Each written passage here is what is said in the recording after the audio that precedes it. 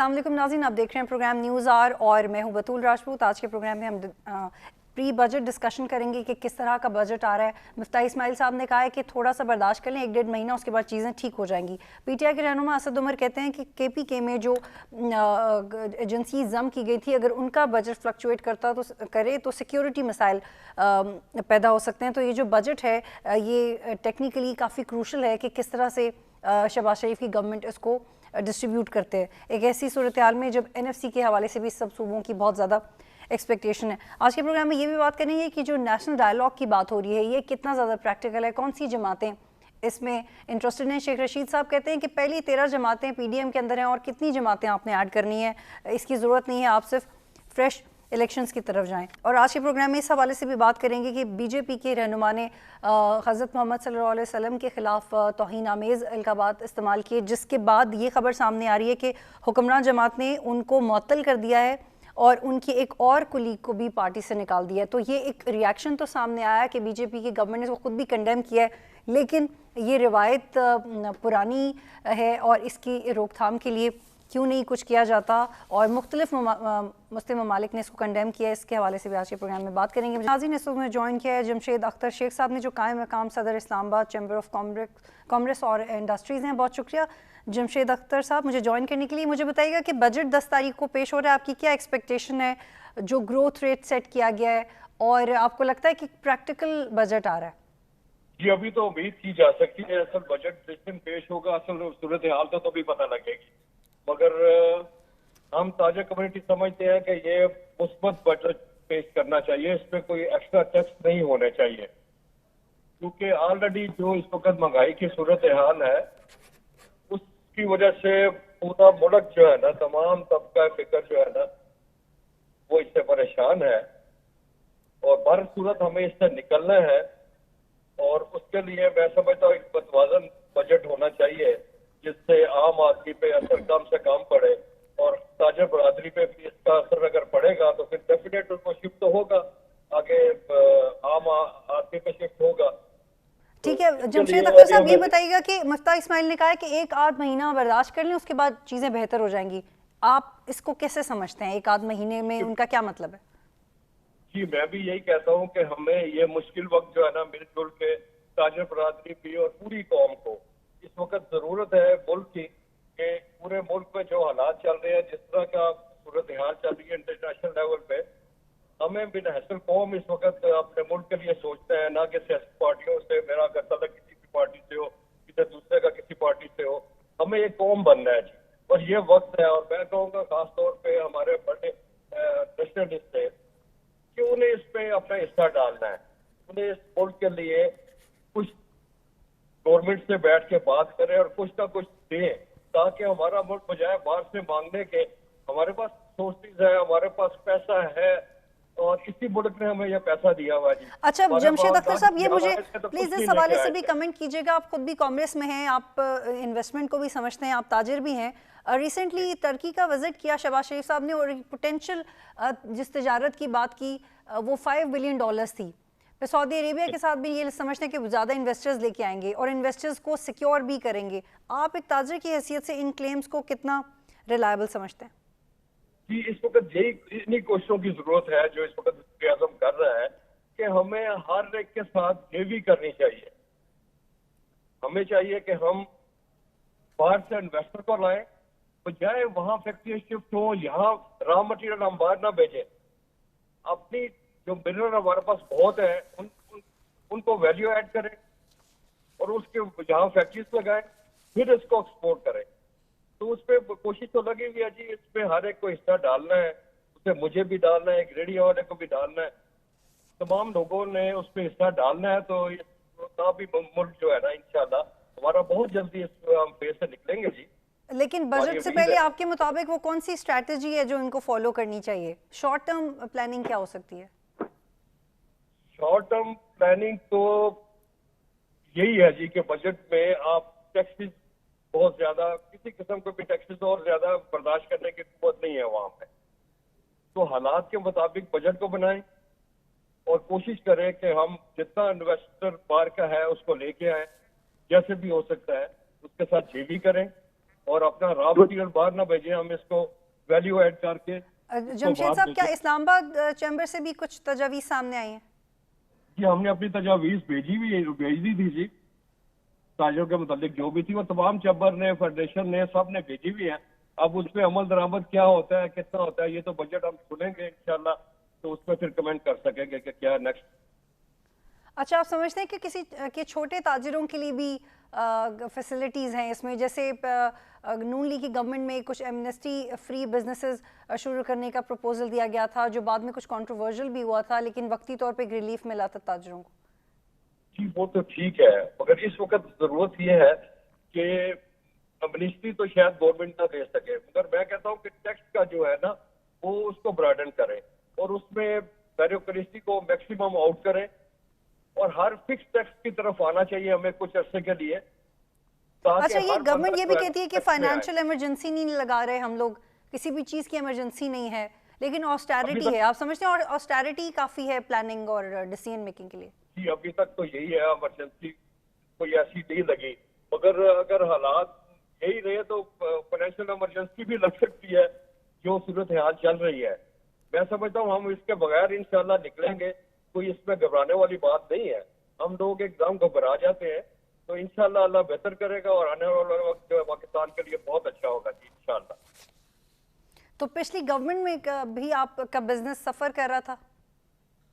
جی بالکل, بزنس تو سفر کر رہا ہے نا جی, بزنس تو سارے ہی ڈاؤن ہے, ہر بندہ پریشان ہے, مگر اب کیا کیا جائے. اس میں یہی ہے کہ ہمیں اب سوچنا ہے کہ قربانی تو دینی پڑے گی ہر آدمی کو تھوڑی بہت, اور وہ دینی چاہیے تاکہ کمیونٹی کو بھی, بیوروکریٹس کو بھی, ججز کو بھی, ہر مکتبہ فکر چاہے وہ سب کو سوچنا چاہیے کہ کنٹرول میں کمی کیسے کر سکتے ہیں, کس طریقے سے.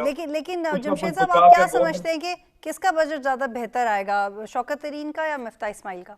اسحاق ڈار کو بھی شامل کر سکتے ہیں. بجٹ تو اکانومسٹ جو بھی ہو وہ اپنی طرف سے کوشش بھرپور کرتا ہے, تو میرا خیال ہے کہ ہمارا اس دفعہ کا مفتاح صاحب کا بجٹ جو ہے نا وہ بہتر ہونا چاہیے, ضرورت ہے وقت کی اس وقت.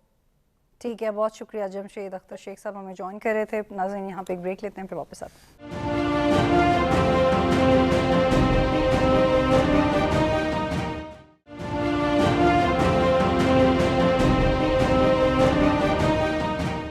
پروگرام میں خوش آمدید ناظرین. اس وقت مجھے جوائن کیا ہے اسلامی نظریاتی کونسل کے چیئرمین قبلہ ایاز صاحب نے. بہت شکریہ سر جوائن کرنے کے لیے. مجھے بتائیے گا کہ بھارت میں جو افسوسناک سٹیٹمنٹ ہمیں سننے کو ملی اور پے در پے ایسے واقعات ہوتے ہیں, لیکن بی جے پی کی گورنمنٹ نے جس رکن نے توہین آمیز القابات استعمال کیے ان کو معطل تو کر دیا, لیکن آپ سمجھتے ہیں کہ جو مسلم ممالک سے ری ایکشن آیا وہ کافی ہے یا مزید ہمیں کچھ اقدامات کرنے کی ضرورت ہے؟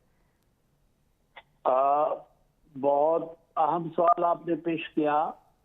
جو افسوسناک صورتحال اس وقت بنی ہے بھارت میں, اور جس طریقے سے ہمارے پاک پیغمبر رسول اکرم صلی اللہ علیہ وسلم اور ام المؤمنین حضرت عائشہ رضی اللہ عنہا کی اہانت کی گئی ہے, وہ بالکل ناقابل برداشت ہے.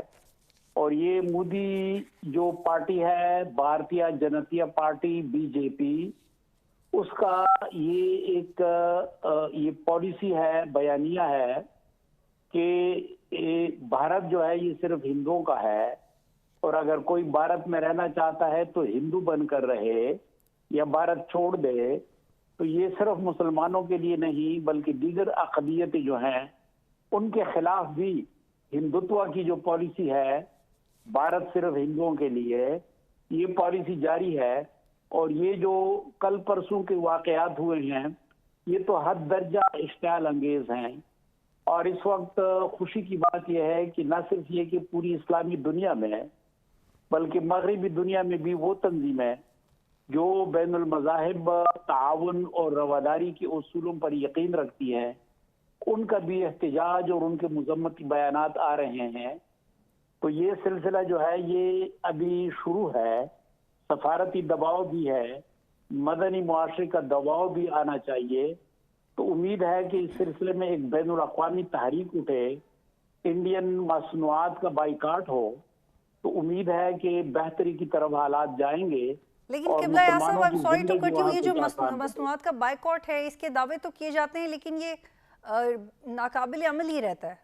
یہ شاید لوگوں کے لیے مشکل ہو جاتا ہے اس پہ عمل کرنا. اس کو اگر مربوط طریقے سے چلایا جائے اور OIC جو ہمارا آرگنائزیشن آف اسلامک کنٹریز ہیں ان کی بنیاد پہ کوئی عملی اقدامات کیے جائیں کہ مثلاً جس انڈین مصنوعات کا بائیکاٹ ہو تو اس کا متبادل فوراً مارکیٹ میں موجود ہو.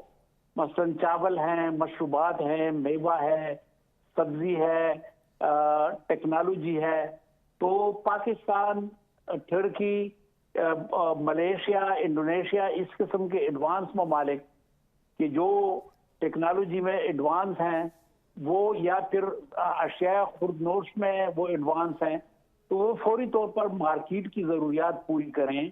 تو امید ہے کہ یہ مہم جو ہے وہ بڑی حد تک کامیاب ہو جائے. اچھا قبلہ یا صاحب 2021 میں ایک عالمی سطح پہ مذہبی آزادی کے حوالے سے رپورٹ سامنے آئی تھی جو کہ ایک امریکن عہدیدار نے پیش کی تھی. اس میں کہا گیا تھا کہ کچھ اعلیٰ بھارتی سرکاری عہدیداران اقلیتوں پہ حملوں کی حمایت کرتے ہیں، لیکن اس کے باوجود OIC جیسے پلیٹ فارمز اور دیگر پلیٹ فارمز ایک مذمتی بیان تو آ جاتا ہے لیکن ہم اس کی پرماننٹ اس کی روک تھام کے لیے کچھ نہیں دیکھتے. یہی ہم کہتے ہیں کہ پراپر پلیٹ فارم جو ہے وہ تو OIC ہے، یعنی تمام مسلمانوں کی ایک نمائندہ تنظیم ہے. بہرحال مسلمان ممالک تو اپنے طور پر کوشش کر لیتے ہیں. مثلاً اس واقعے میں بھی آپ کویت کا رد عمل دیکھیں، قطر اور سعودی عرب کا عمان کے مفتی اعظم کا بیان آپ دیکھیں، بہت ہی پاورفل بیان آ گیا ہے. لیکن جب تک جو متحدہ ایک تنظیم ہے OIC اس کی طرف سے مربوط اقدامات نہ ہوں، یقیناً وقتی طور پہ تو ایک کیفیت پیدا ہو جاتی ہے لیکن اس کو منظم کرنے کے لیے بہت ہی مربوط اقدامات کی ضرورت ہے. سوشل میڈیا آج کی دنیا میں ایک بہت مضبوط پلیٹ فارم ہے. OIC سوشل میڈیا کے لیول پہ ایک بہت ہی اسٹرانگ رد عمل دینے کی پوزیشن میں ہے. لیکن قبلہ یا صاحب تھوڑا سا اس میں ایک زاویہ میں اور ایڈ کرتی ہوں، چونکہ آپ ایک ایسی باڈی کی سربراہی کر رہے ہیں جس کا جو رول ہے وہ بہت کنسیڈریبل ہے اور بہت زیادہ توقعات ہوتی ہیں کہ کچھ پیچیدہ مسائل پہ کیا فیڈ بیک آئے گا، آپ لوگ اس پہ کیسے سارٹ آؤٹ کریں گے. جیسے سیالکوٹ میں ایک واقعہ پیش آیا، وہ بھی ایک اپنی نوعیت کا واقعہ تھا، اس سے حکومت پاکستان نے بڑا ذمہ دارانہ رد عمل دیا بعد میں، لیکن ہم پھر بھی اس قابل نہیں ہیں کہ ایسے واقعات کو مکمل طور پہ روک سکیں. پھر اسی طرح کے واقعات جب حقیقی طور پہ بین الاقوامی سطح پہ پیش آئے، مختلف ممالک میں بھی پیش آتے رہے، تو اس کی جڑ کیا ہے؟ اس کی جڑ تو انتہا پسندی ہے، انٹالرنس ہے، لیک آف ایجوکیشن ہے، مذہب کی آپ دوسرے مذاہب کے رسپیکٹ کا کلچر ہی نہیں ہے جنرلی. تو اس کو ختم کرنے کے لیے بنیادی طور پہ کیا کرنا چاہیے؟ کیونکہ ایسے واقعات ہمارے ملک میں بھی ہوتے ہیں، بین الاقوامی سطح پہ بھی ہوتے ہیں، لیکن ہم صرف ایک بیان سنتے ہیں اور وہ ختم ہو جاتا ہے اور لوگ بھی مرتے رہے ہیں ان چیزوں کے پیچھے. اب دیکھیں یہ ایسی صورتحال ہے کہ اس کا علاج ہفتے یا مہینے یا 2 مہینے میں تو نہیں ہو سکتا. اس کے لیے ایک مستقل پالیسی کی ضرورت ہے اور وہ مستقل پالیسی جو ہے وہ اس قسم کی تنظیمیں ہی کر سکتی ہیں جس طرح OIC کا پلیٹ فارم ہے. اور اس کے لیے کم از کم OIC کے لیول پہ اسلاموفوبیا پہ ایک اسٹرانگ فورم تو ہونا چاہیے اور اسلاموفوبیا کی روک تھام کے لیے اقدامات بھی ہونے چاہیے علمی حوالے سے بھی، اور مدنی معاشرے کو منظم کرنا. تو کم از کم اگر بہت زیادہ سیاسی اسٹرانگ سٹینڈ OIC نہ لے سکے، علمی حوالے سے، سفارتی حوالے سے اور اس طریقے سے معاشرتی حوالے سے، یہ اقدامات تو یقیناً OIC کے بس کی بات ہے. تو میں سمجھتا ہوں کہ OIC کو یہ جو مسئلے ہیں، ایک پلیٹ فارم ایسا ہونا چاہیے اسلاموفوبیا کے حوالے سے کہ جس میں جید ماہرین ہوں اس موضوع کے، سوشل میڈیا کے ماہرین ہوں، تاکہ اس سلسلے میں دباؤ کو بڑھایا جا سکے. اور آپ سمجھتے ہیں کہ مذہبی ہم آہنگی کو بھی پروموٹ کر سکتے ہیں OIC؟ صرف ایک مذہب کی بات نہیں ہے، تمام مذاہب کی رسپیکٹ کو پروموٹ کریں تاکہ جو اصل میں اسلام کا میسج ہے وہ اکراس دا بورڈ پہنچ سکے. میں حال ہے کہ وہ پہنچانے میں ہم خود بھی لاپرواہی کر جاتے ہیں. اسلاموفوبیا کا ایک برانچ جو ہے وہ یہی ہے کہ کس طریقے سے مذاہب کے درمیان ایک ڈائلاگ ہو اور ایک تعاون کی کیفیت ہو، باہمی تحمل کی کیفیت ہو، کس طریقے سے دنیا کو ایک پرامن پلانٹ بنانے کے لیے کہ امکانات کو فروغ دیا جائے. ٹھیک ہے، بہت شکریہ چیئرمین اسلامی نظریاتی کونسل میں جوائن کرے تھے. ناظرین یہاں پہ ایک بریک لیتے ہیں، پھر واپس آتے ہیں.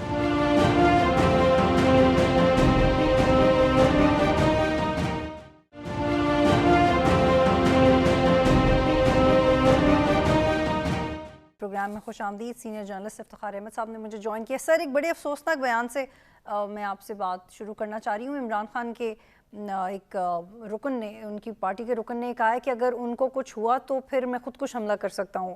اسی نوعیت کے بیانات پہلے بھی آتے رہے ہیں. کتنا ڈسٹربنگ ہے یہ آپ کے لیے؟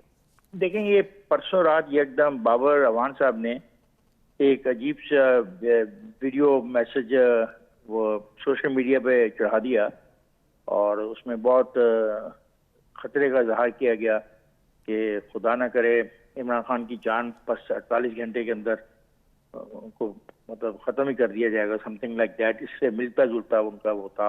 اور پھر اس کے تبادلے میں کسی نے ایک اور میسج جاری کر دیا، وہ اس سے بھی اگریسو ٹون کا تھا کہ اگر خدا نہ خواستہ ایسا ان کے ساتھ ہو گیا تو کرنے والوں کے خاندانوں کے ساتھ ایسا کر دیں گے، ویسا کر دیں گے. اور اب آپ مجھے یہ بیان بتا رہی ہیں، تو اس سے یہ محسوس ہوتا ہے کہ یہ پولیٹیکل باتیں نہیں کر رہے، یہ سیاسی باتیں کر ہی نہیں رہے. سیاست میں کسی لیڈر کی گرفتاری ایک عام چیز ہے. اگر اس پہ مقدمات ہیں تو اس کو گرفتار کیا جا سکتا ہے. اس وقت عدالت نے ان کو اجازت دے رکھی ہے، ہی از آن بیل. اگر گرفتار کیا گیا تو اس میں کون سی بڑی بات ہو جائے گی؟ کیا اس ملک میں سیاسی رہنما گرفتار نہیں ہوتے رہے؟ یہ اگر سیاسی رہنما کی گرفتاری کو اس طریقے سے یہ ہینڈل کرنا چاہتے ہیں تو انتہائی افسوسناک ہے. ان کو سوچنا چاہیے یہ کیا کہہ رہے ہیں، اور یہ جو کہہ رہے ہیں اس کے نتائج بعد میں ان کو قانونی طور پہ جب بھگتنے پڑیں گے تو پھر یہ شور مچائیں گے کہ ان کے ساتھ زیادتی ہو. لیکن سر، یہ لوگ تو کہتے تھے کہ جیلیں بھریں گے، لیکن اب ضمانتیں کروا رہے ہیں.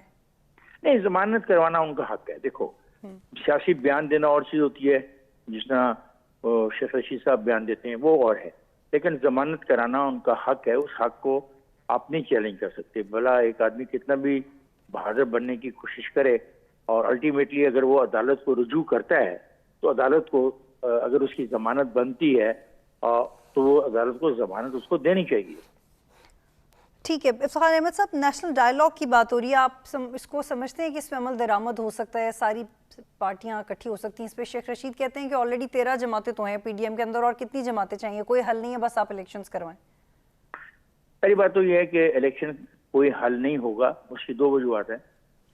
کاش پاکستان کے لوگوں سے حقیقت شیئر کر لے پی ٹی آئی، اور وہ 100 سے زائد صفحات پہ مشتمل جو ڈاکومنٹ ہے جنہوں نے جس کو سائن کیا فروری میں، وہ عوام سے شیئر کر لے، تاکہ عوام کو پتہ لگے کہ وہ اس ڈاکومنٹ میں کیا کیا لکھا ہے، اور کیا اس ڈاکومنٹ کی موجودگی میں کوئی اور غیر یقینی صورتحال پیدا کی جا سکتی ہے ملک میں.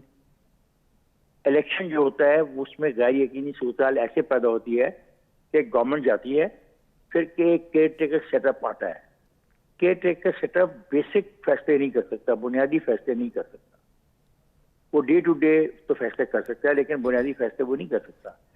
پھر اس کے دوران جو ملک کی اقتصادی صورتحال ہوگی اس کی ذمہ داری کون لے گا؟ آج جیسی بھی ہے، ایک پولیٹیکل پارٹیز کے ایک مخلوط حکومت نے ذمہ داری لی ہے. اگر چیزیں مہنگی ہو رہی ہیں تو وہ اس کو اون کر رہے ہیں، وہ اس کی ذمہ داری لے رہے ہیں.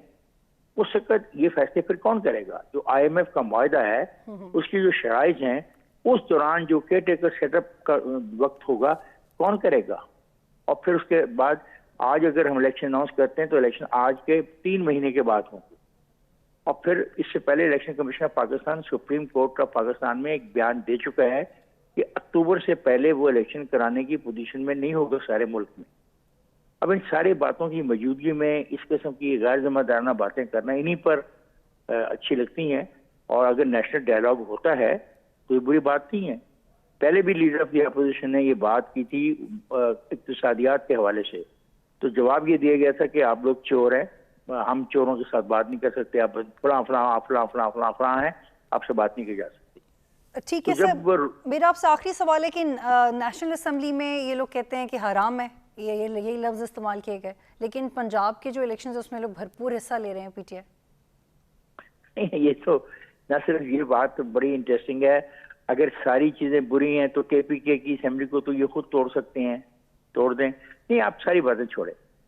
جب عمران خان صاحب پاکستان کے پرائم منسٹر تھے، ان کے پاس یہ مکمل اختیار تھا کہ بطور پرائم منسٹر آف پاکستان وہ اسمبلی کو ڈیزالو کر کے نئے الیکشن میں جا سکتے تھے۔ تو میرا بنیادی سوال آج پھر یہ ہے کہ ایسا انہوں نے کیوں نہیں کیا؟ ٹھیک ہے، بہت شکریہ افتخار احمد، سینئر جرنلسٹ ہمیں جوائن کرے تھے، اس وقت میں جوائن کیا رہنما پی ٹی آئی فیضل الحسن چوہان صاحب۔ فیضل الحسن چوہان صاحب، پہلے تو یہ بتائیے گا کہ آپ کو کیوں نہیں بنی گالا میں بھیجا گیا، کیوں نہیں جانے دیا گیا؟ بڑے ڈسٹربنگ امیجز تھے، تو اب یہ نوبت آ گئی ہے؟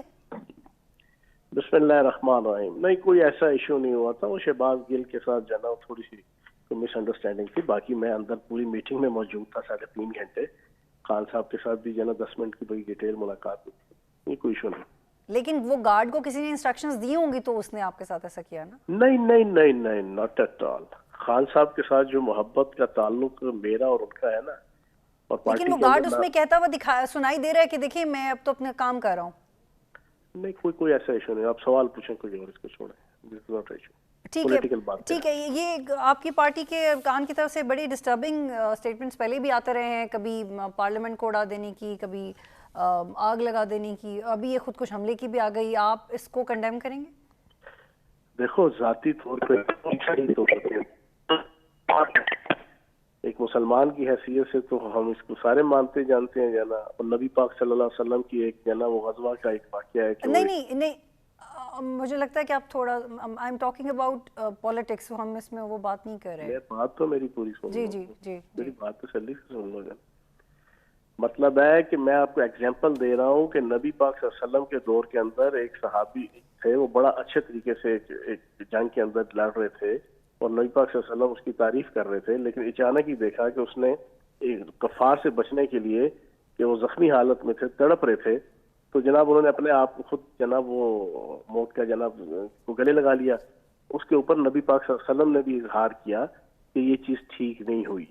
تو کہنے کا مقصد یہ ہے کہ یہ خودکشی یا خودکش حملہ آور یا بمبار یہ کوئی ریکمینڈیبل چیز نہیں ہے، یہ کوئی ریکمینڈیبل نہیں ہے، جیسے کہتے ہیں نا کہ یہ قابل تنقید آپ کہہ سکتے ہیں، تو میں اس کو کوئی اپریسیشن تو نہیں دوں گا، لیکن اسے اپنی طرف سے ایک جذبے کا اظہار کیا ہے خان صاحب کے ساتھ اور پارٹی کے ساتھ۔ لیکن آپ کو نہیں لگتا کہ جو الفاظ کا چناؤ ہے وہ اشتعال دلا سکتا ہے ان لوگوں کو جو اتنے باشعور نہیں ہیں جتنے آپ ہیں؟ میں نے شروع میں آپ کو اسلام کے تناظر کے اندر میں نے سمجھا دیا کہ غلط ہے یہ۔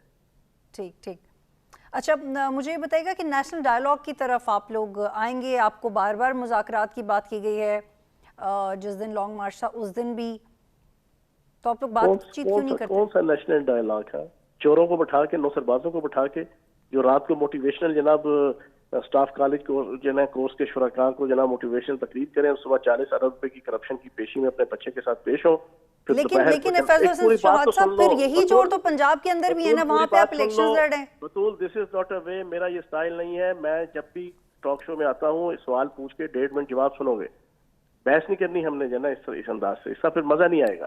آپ سوال سنیں، آپ کا رائٹ ہے جتنا مرضی تلخ، لیکن بحث کرنے کا ہی پلیٹ فارم ہے، نہیں بحث نہیں ہوتی، یہ سوال و جواب ہوتا ہے، یہ کوئی جرا نہیں ہے، یہ کوئی عدالت نہیں ہے جس کے اندر آپ نے جرا کرنی ہے۔ لیکن بحث از دی رائٹ ورڈ، بحث ہوتی ہے۔ سوال کے بعد پبلک کے سامنے اس ایشو کے اوپر پبلک کو کلیئر کرنا ہے، اپنے ٹی وی چینل اور اپنے جی بتائیں کلیئر کریں۔ آپ کی اطلاع کے لیے ہے کہ شام کو موٹیویشنل جناب آپ تقریر کریں، صبح آپ اپنی کرپشن کے 40 ارب روپے کی کیسز پہ جناب پیشی بھگتیں، دوپہر کو آ کے اپنے ہی کیس کی جناب افسروں کی جناب تبادلے اور جناب تقرریاں کریں، پھر اس کے بعد شام کو آپ مہنگائی کرنے کے بعد، اس کی سائن کرنے کے بعد مہنگائی کے جناب پیپر پہ، اور پھر آپ دھاڑے مار کے روئیں، اور پھر رات کو 15 کروڑ روپے کی مالیت سے جو نیا آپ نے سوئمنگ پول بنایا وزیر اعظم ہاؤس میں، اس میں آ کے آپ نہیں، وہ یہ خبر جھوٹی ہے، یہ خبر جھوٹ ہے، فیک تھی، یہ خبر فیک ہے فیضل حسن چوہان صاحب۔ اچھا، میرا خیال ہے کہ آپ جو ہے نا یہ خبر فیک تھی، میرا یہ سٹائل نہیں ہے، یہ خبر ہی فیک ہے جو آپ کوٹ کر رہے ہیں۔ دس نیوز نیور ایگزسٹڈ، یہ سوئمنگ پول والی۔